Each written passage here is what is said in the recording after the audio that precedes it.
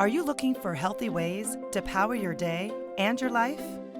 Welcome to 5 Minutes to Feed Your Potential, our series of short podcasts designed for busy people just like you who are looking for easy, delicious, and practical ways to be healthy and happy. Listen along as our chefs, dietitians, and other experts offer insights, ideas, and inspiration. If someone asks you, "What did you have for dinner last night?" there's a good chance you might say chicken.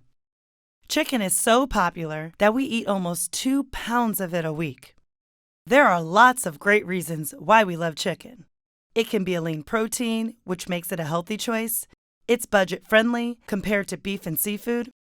It's versatile, popping up in a number of amazing dishes. And most of all, it's a crowd pleaser. Almost everyone likes it. But despite chicken's popularity, there is a problem. Many of us don't really know how to cook it. Sure, we make it at home all the time, but are we really making it right? From dried chicken to rubbery chicken to boring and bland chicken, many of us are stuck in a bit of a chicken rut. Luckily, Chef Chris Chaisson is here with some ideas and inspiration. Hey there, everyone.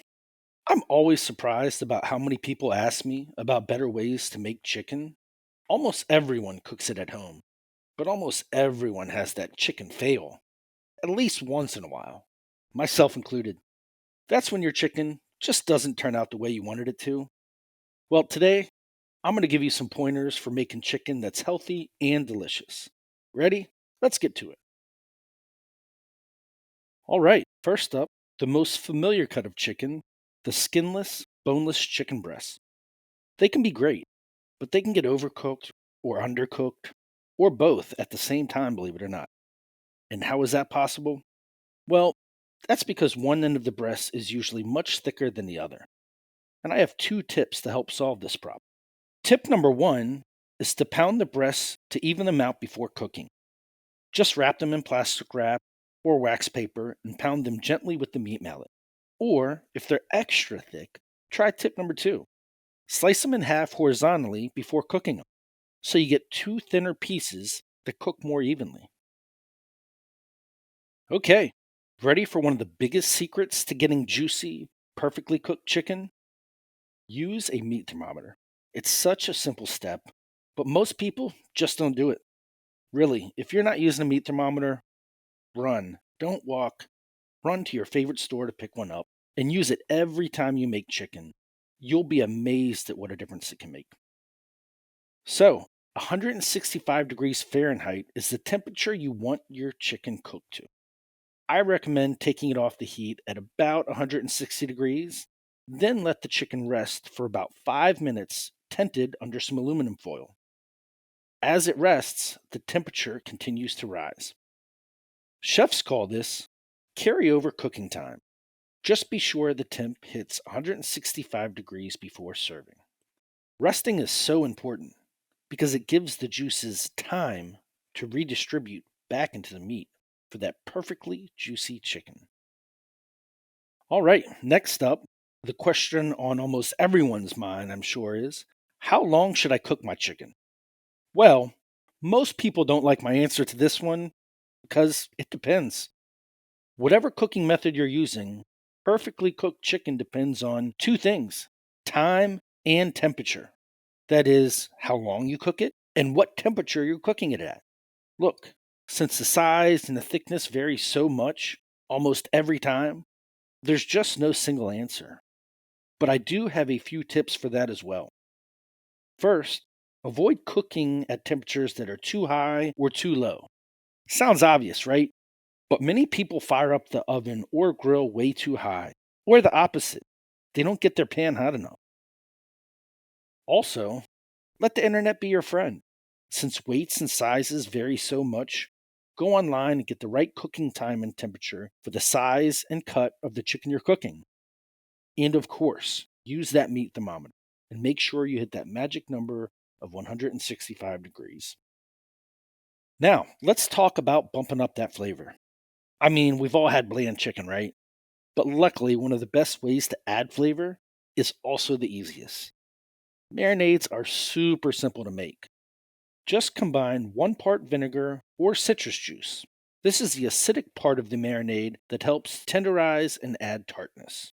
With 3 parts vegetable oil, like olive oil or canola oil, and then add your favorite herbs and spices, and just a little bit of salt and pepper.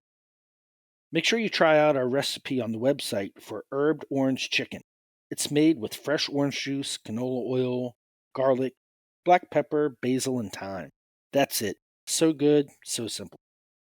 I also recommend yogurt based marinades. As a bonus, yogurt tenderizes the chicken and it does it gently. Try plain Greek yogurt. Squeeze a lemon and some paprika and onion powder, and just a little salt and pepper. Now, that brings us to an important question. How long should you marinate your chicken in the fridge? A marinade can add flavor in as little as 30 minutes. Longer is fine, but don't marinate for more than 12 hours. That can make chicken tough and rubbery. Yogurt marinades are a little more forgiving, but the same rule applies. One more thing. Make sure to discard the leftover marinade that the raw chicken sat in. It's not safe to eat since it hasn't been cooked. I also like spice rubs.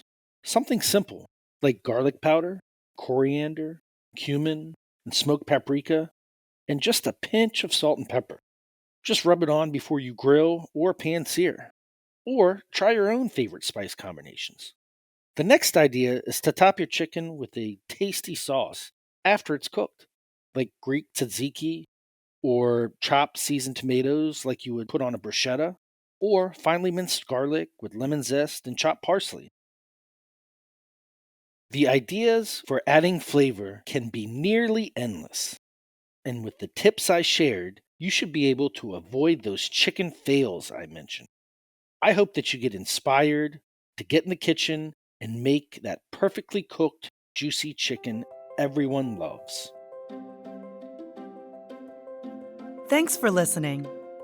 Whenever you're looking for inspiration for healthy living, our chefs, dietitians, and other experts have lots of ideas to feed your potential. Visit our website at fyp365.com to see all our recipes, blogs, podcasts, and more.